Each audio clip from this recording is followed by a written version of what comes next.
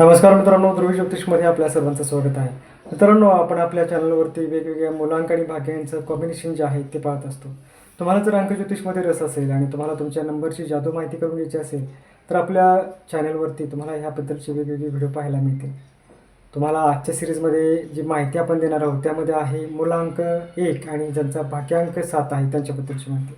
मित्रांनो, मुलांक आणि भाग्यांक काढणं हे सोपं असतं. आपल्या जन्मतारखेचे पहिले जे 2 अंक आहेत ते टोटल केल्यानंतर तुमचा मुलांक निघतो आणि तुमची पूर्ण जन्मतारीख टोटल केल्यानंतर तुमचा भाग्यांक निघतो. आता जर तुमचा मुलांक हा 1 असेल आणि भाग्यांक 7 असेल तर आपलं सूर्य आणि केतू ह्याचं कॉम्बिनेशन आहे. सूर्य आणि केतू हे दोन्ही नंबर जर आपण पाहिले तर हे विरोधाभासीच नंबर आहेत. मात्र केतूचा तेवढा प्रभाव आपल्याला दिसून येत नाही. दोन्ही नंबरचे स्वतःचे प्लस आणि मायनस पॉईंट आहेत. तुमचा सूर्याशी कनेक्ट असलेला मुलांक जो आहे तुम्हाला आयुष्यामध्ये नवीन नवीन संधी देऊ शकतो. आयुष्यात बऱ्याच चांगल्या संधी तुम्हाला येतील. मात्र केतू भाग्यांक असल्यामुळे बऱ्याच संधी तुम्हाला लवकर लक्षात येणार नाहीत आणि तुमच्याकडून त्या स्किप होतील.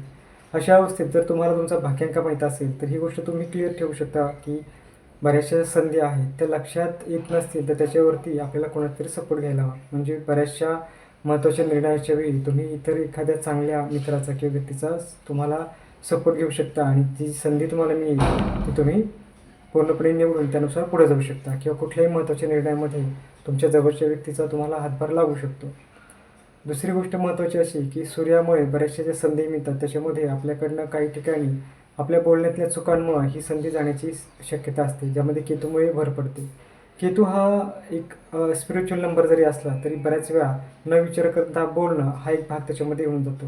म्हणजे सूर्याचा ॲरोगन्स आणि केतूचा न विचार करता बोलणं ह्या सगळ्यांमुळे पण करिअरमध्ये काही ठिकाणी हानी होऊ शकते.